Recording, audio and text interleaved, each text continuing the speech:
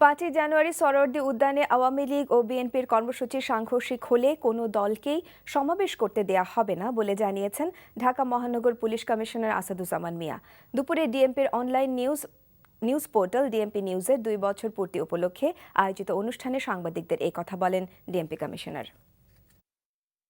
আমরা দুটি দরখাস্তই পেয়েছি। আমাদের সংশ্লিষ্ট অফিসারদেরকে আমরা উদ্ভূত পরিস্থিতি কি হতে পারে হুমকি বিশ্লেষণপূর্বক আমরা প্রতিবেদন দিতে বলেছি। আমরা এই প্রতিবেদন পেলে আমরা চূড়ান্তভাবে দলকে আমরা জানিয়ে দেব। তবে আমি কথা বলে রাখি যে আমরা যারা আইন শৃঙ্খলা রক্ষাকারী বাহিনী আছি, আমাদের সবচেয়ে গুরুত্বপূর্ণ বিষয় হচ্ছে জননিরাপত্তা।